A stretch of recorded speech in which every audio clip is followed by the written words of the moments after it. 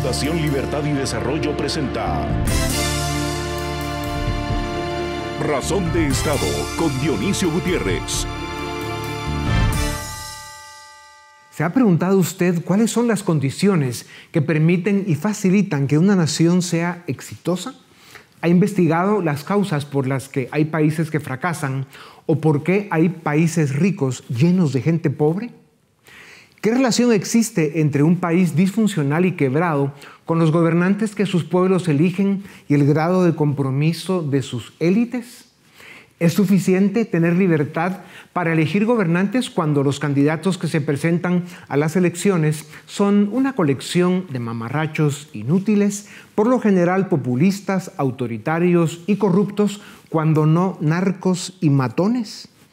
¿Hay relación entre el grado de compromiso, presencia y exigencia ciudadana con la calidad de gobernantes que tenemos? Las respuestas a estas preguntas son más fáciles de lo que usted cree. Lo difícil es convertir las respuestas en hechos, obras y resultados positivos para la gente. Los países fracasan cuando están mal gobernados, cuando sus élites están distraídas y en sus burbujas, y cuando los ciudadanos dejaron de ser ciudadanos.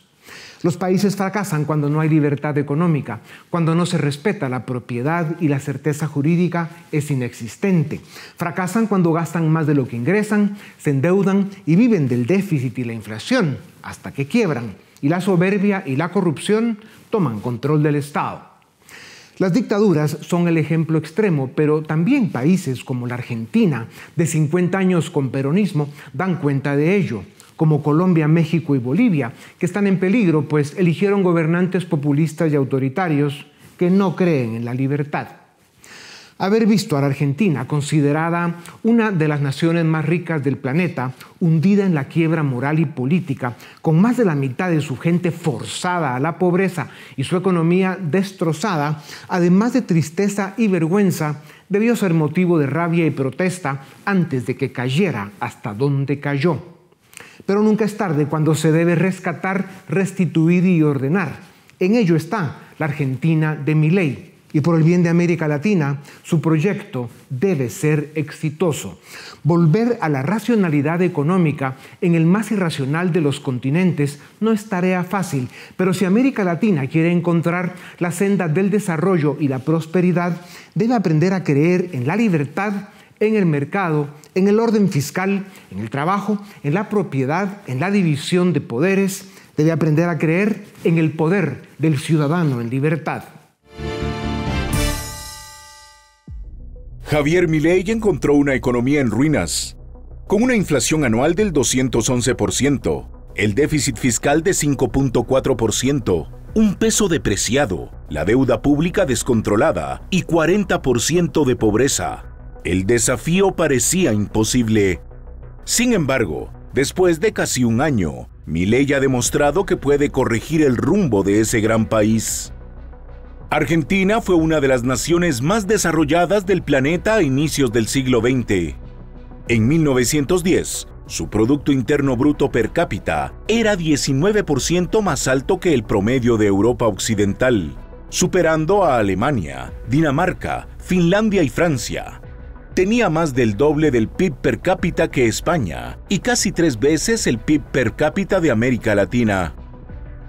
Los fundamentos de esta prosperidad fueron establecidos por la generación del 80, que fue una élite económica, social y política que, durante casi 40 años, de 1880 a 1916, impulsaron un modelo económico de libre mercado que posicionó a Argentina como una de las economías más exitosas del planeta, atrayendo a millones de migrantes europeos que buscaban una oportunidad de vida.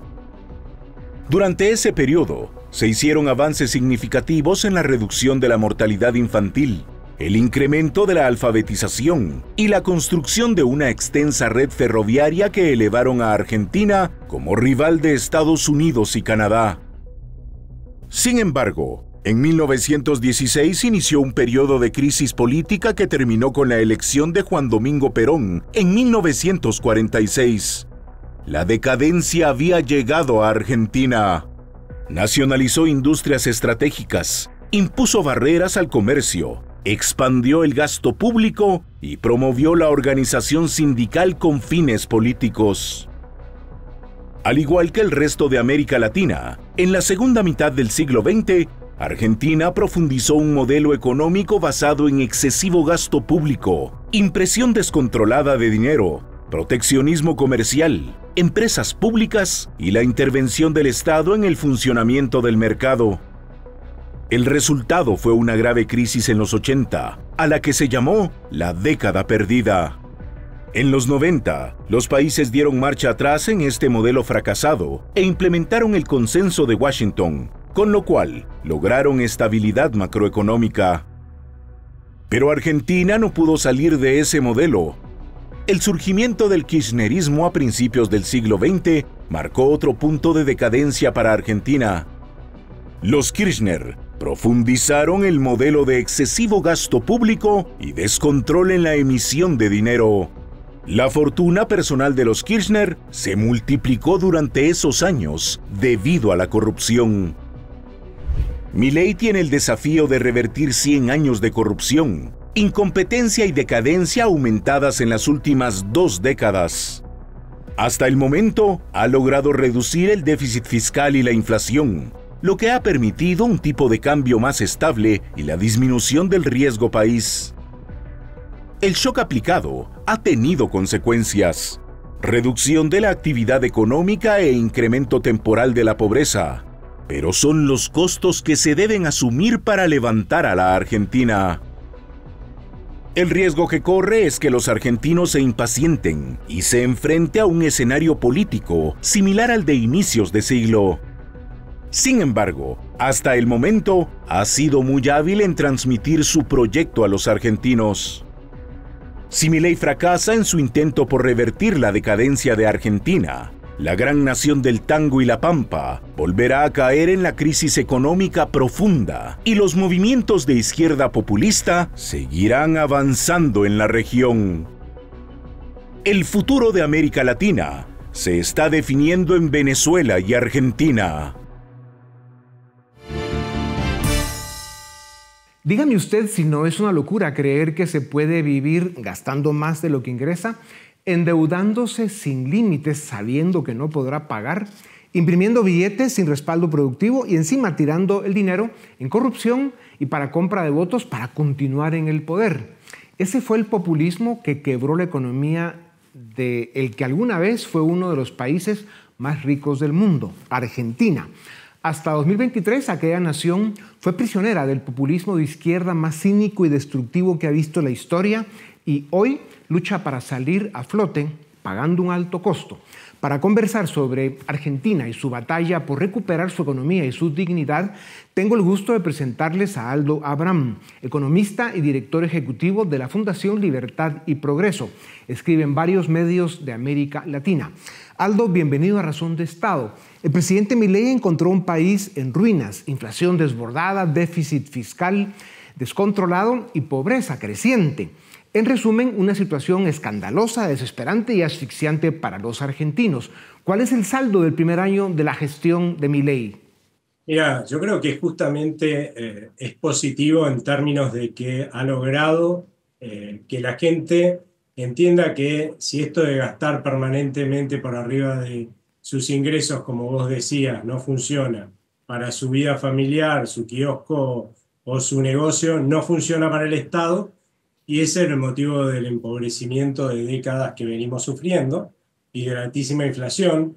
Y la verdad es que durante todo este año, a pesar de todas las apuestas en contra, él ha logrado igualar los ingresos con los gastos, ha logrado que la deuda pública total de la Argentina en dólares baje y también en términos del PBI va a empezar a bajar.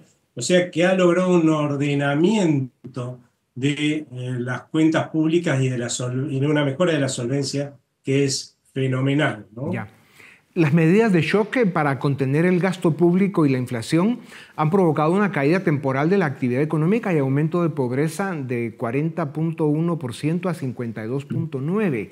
Más que la popularidad, ¿pone esto en riesgo el proyecto de rescate argentino del presidente Milei? No, no lo creo, porque en realidad si uno mira cuándo empieza la recesión, esa recesión empezó en la anterior gestión y porque la gente empezó a dejar de consumir y de invertir, lo mismo que las empresas, para comprar dólares, porque si se viene una crisis vos tenés que tener un ahorrito para evitar el impacto negativo en el bienestar económico, o sea que la caída del nivel de actividad ya venía de antes, no es por el ajuste que se hizo en las cuentas públicas. El ajuste que se hizo en las cuentas públicas de todas formas fue muy duro y eso es cierto, pero bueno, es lo que justamente era necesario hacer para demostrarle al mundo que no íbamos a una crisis y que acá argentinos y extranjeros empezáramos a consumir un poquito más, invertir un poquito más y ya tenemos un proceso de recuperación que se inició en el tercer trimestre y que va a continuar en marcha en la medida que sigamos mostrando que seguimos en esa brecha, ¿no? Ya, Milei está en minoría en el Senado y en el Congreso, aún así ha logrado impulsar parte de su agenda de reforma. ¿Le está despertando la conciencia a la clase política? ¿Logrará seguir con las reformas cuando las cosas se compliquen y se complicarán? La verdad es que lo que ha hecho que justamente logre el aval mínimo para algunas medidas, no lamentablemente todas las que pretendió pasar por el Congreso en su inicio, es justamente esta visión de la oposición, ¿no? La mayoría de los argentinos claramente votó por Javier Milei, puso su esperanza en Javier Milei y está dispuesto a aguantar lo que está aguantando de costos porque sigue depositando su esperanza en Javier Milei. ¿Qué político opositor se va a tirar en contra de la mayoría de la esperanza de la gente, ¿no? Encima, parte de esa oposición propuso lo mismo que Milei, o sea, tendría un costo político fenomenal, ¿no? Claro. ¿Cuánto tiempo más se supone que deben durar los efectos de la terapia de shock que está aplicando Milei? Mira, ya desde hace como 6 meses por lo menos que vienen subiendo los salarios. Esa suba de los salarios que en principio tuvo que ver con una baja fenomenal de la inflación, una desaceleración que nadie en el mundo, y nosotros que éramos los más optimistas, proyectamos, ¿sí?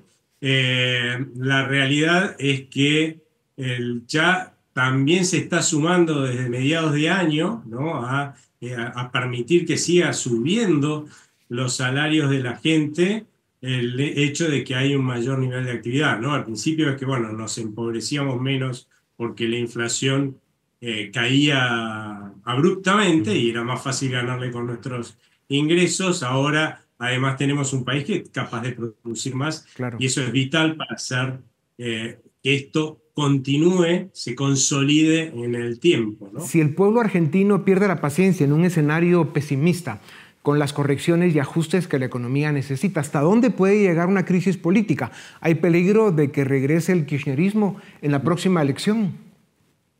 No, porque justamente una de las cosas que creo que hace a que no vaya a haber una crisis política es que del otro lado está el kirchnerismo y no hay una oposición seria, ¿sí? Que no haya demostrado tantos fracasos que ofrezca algo más, ¿no? Y la verdad es que con una economía que ya se está recuperando, y la verdad es que no hay ningún motivo para pensar que se deje de recuperar, uno diría, ¿cómo puede ser que si la gente empieza ya cada vez más a notar que hay un poco más de empleo, que los salarios consiguen comprar un poco más, puede haber una crisis institucional? Yo lo veo de bajísima probabilidad. Aldo, ¿crees que el pueblo argentino aprenderá o aprendió de las bondades del orden fiscal, del mercado, del trabajo y la libertad con un sí o con un no? Creo que sí, que va a aprender. O sea, este es un proceso el que está siguiendo la Argentina y yo soy optimista. Ya. Se paga un alto costo cuando se cae en la locura del derroche y la corrupción, en el populismo y el suicidio colectivista. Le toca a la gran Argentina volver a la senda de la racionalidad económica y fiscal, a la inversión productiva y al crecimiento económico robusto y exitoso. Aldo, gracias por tu tiempo y qué bueno que tu fundación hace lo que hace en Argentina y por América Latina. Las naciones se empobrecen y fracasan cuando tienen gobernantes inútiles y corruptos y cuando los ciudadanos se dejan. Si analizamos el caso argentino, la primera pregunta que viene a la mente es ¿cómo es posible que el pueblo argentino siguiera votando una y otra vez durante 40 años por los mismos políticos ladrones e impresentables que casi destruyen al que alguna vez fue uno de los países más ricos del planeta? Aunque usted no lo crea, esa pregunta tiene respuesta y explicación, aunque no justificación. Hay que ver cómo terminó Argentina en 2023 y el costo que está teniendo hoy rescatar, limpiar y ordenar aquella gran nación que fue saqueada y empobrecida por el populismo izquierdista más rancio y descarado que ha visto la historia. Y hay que hacer las cuentas del costo que tendrá para América Latina si fracasa el proyecto de rescatar Argentina. Para conversar sobre la transformación de la economía argentina y los costos que está obligada a pagar para recuperarse, tengo el gusto de presentarles a Adrián Rabier, doctor en economía con máster también en economía y administración.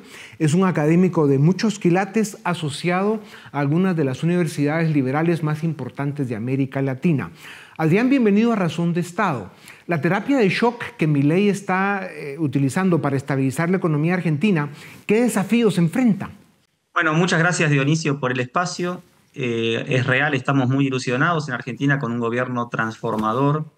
El populismo, después de varias décadas, ha dejado una Argentina devastada, muy lejos de los lugares que pudimos tener hacia fines del siglo XIX, hacia principios del siglo XX.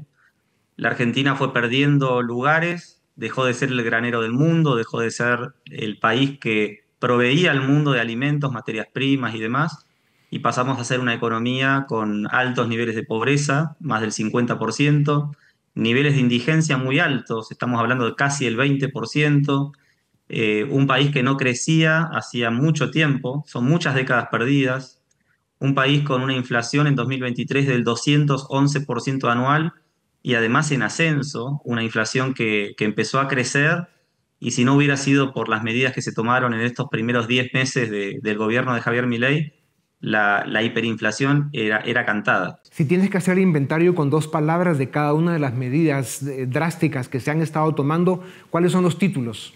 Bueno, lo primero, el equilibrio fiscal. La Argentina logró, digamos, partiendo de 6 puntos de déficit fiscal y 10 puntos de cuasi fiscal, logró ordenar las cuentas públicas. El segundo título, el monetario. El Banco Central tenía canillas de emisión monetaria muy grandes, lo que generaban una inflación muy alta, pero además creciente. El tercer problema, cambiario. Había un dólar muy atrasado, muy atado con alambres, que realmente comprometían mucho la situación del país. Una economía con muchas regulaciones, con mucha burocracia, con mucha corrupción, que generaban en definitiva un entorpecimiento muy grande en la actividad económica, en el empleo, en la capacidad de crear valor. La pobreza se ha incrementado 11 puntos desde que Milei asumió la presidencia. ¿Era evitable? ¿Cómo se puede revertir esta tendencia en el corto plazo y qué alivio se le puede dar a la ciudadanía? Es mentiroso el concepto de que aumentó la pobreza con Milei, ¿no? Uno debe entender qué es lo que estaba pasando, cómo estaba la economía.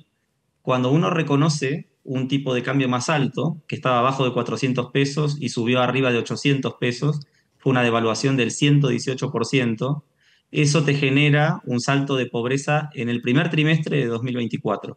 O sea, de diciembre se reconoció un sinceramiento del tipo de cambio, inflación reprimida y demás, y eso generó un salto en la pobreza, como bien dices, que preocupa a todos. Pero ya el segundo trimestre está bajando la pobreza y la indigencia muy rápidamente, y yo pienso que en el segundo semestre este proceso se va a consolidar y en 2025 las expectativas son que la pobreza, la indigencia van a seguir en descenso de la mano de la baja en la inflación y de la recuperación económica que se está observando. La inflación está estancada en el 4% mensual. ¿Por qué? ¿Qué debe hacer el gobierno de Milei para reducirla a un dígito anual? Bueno, este es un plan de estabilización que va muy bien, pero falta. Empezamos con un 25% de inflación hacia diciembre, enero, después bajó al 20% mensual, después bajó al 12%, después bajó al 8%, después al 4%, el último dato está en torno al 3%, ahora ya se habla de que va a estar cerca del 2,5%, y hay algunas fuerzas que generan como una inercia en la baja en la inflación.